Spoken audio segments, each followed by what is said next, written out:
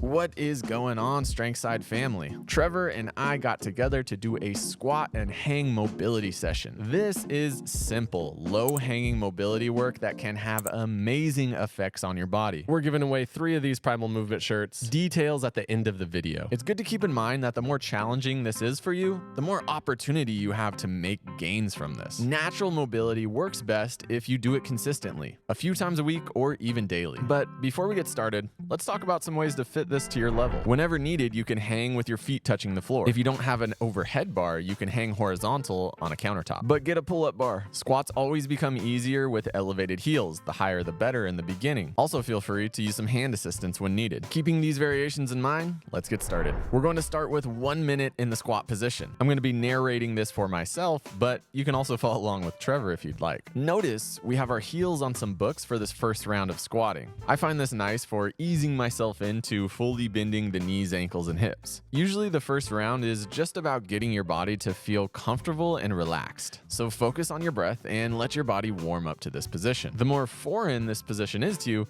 the less comfortable it will feel, but there's also higher opportunity to gain something from sitting in a squat. What I find is the people that make the most mobility progress from sitting in a squat are the people who kind of left it and didn't touch that position for many years. And now bringing it back into your body, you get all the amazing benefits that it brings with it. So let's discuss the elephant in the room. 1 minute sitting in a squat is much easier than 1 minute hanging from a bar. So what you may find is that sitting in the squat for a minute, easy, piece of cake.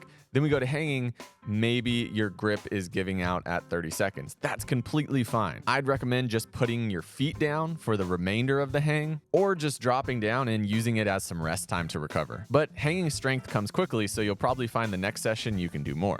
Let's begin. The main cues for hanging are to get a strong grip on your bar and then to let the shoulders and the rest of the body relax. It's one of the most natural stretches because gravity gently pulls your torso downwards while your arms and shoulders are being pulled up. The one cue that you can focus on is keeping your ribcage neutral. We want to resist the urge to lift that sternum up towards the sky because that will take some of the stretch away from our back muscles.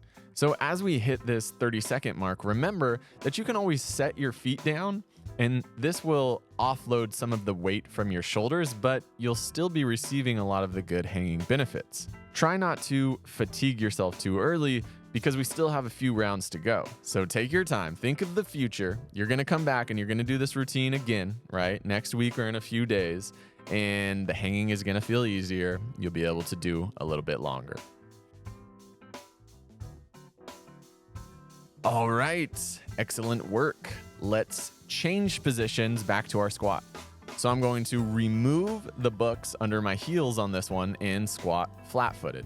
If you have the ankle dorsiflexion range of motion, then you can do the same, or stick with the regress version, elevating the heels or holding on to something. And let's begin our minute.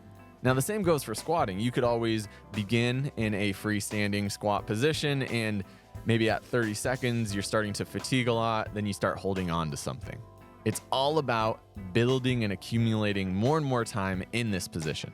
Now, sometimes people ask, my legs fall asleep, or I get kind of lightheaded when I stand up.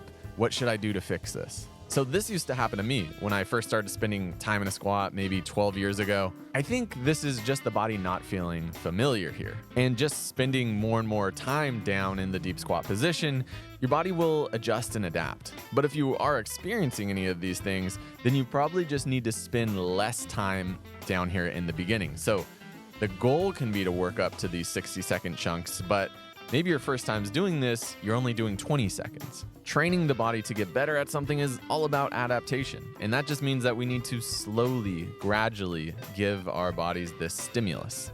All right, go ahead and relax. And back to our hang. I got some good news today that the book I just released is #1 in the stretching category. If you're putting more time into stretching and mobility work, this could be a fun read for you. And for anyone who's already checked it out, I really appreciate it. I'll drop a link in the first comment below.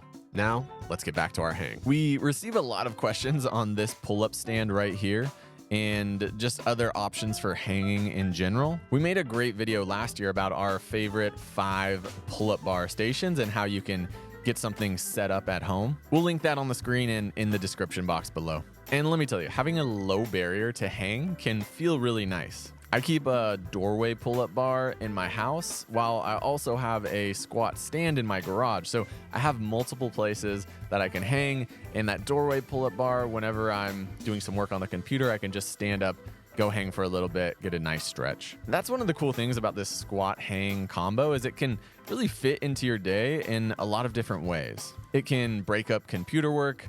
It can be a warm-up for your training session. It's also a great off-day activity. So if I did some heavier strength training yesterday, then I can use this as active recovery. I'm getting some blood flow. I'm working on my mobility, but it's not demanding on my nervous system. Go ahead and relax.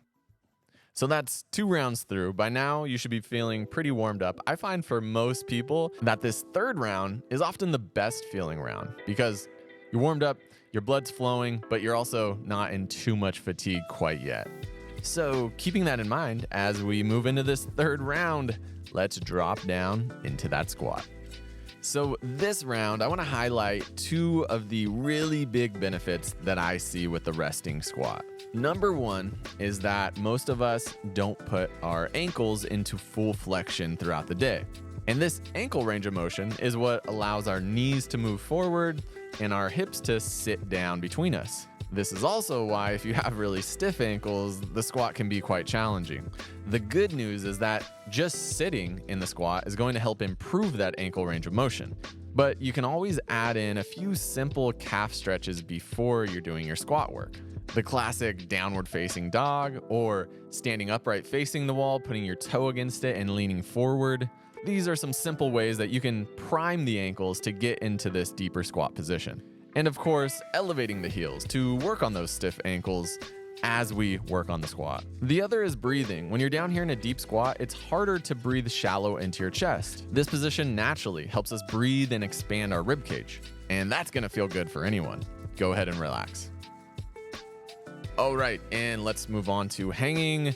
Unless you're following along with Trevor, and if you are, then whatever, man.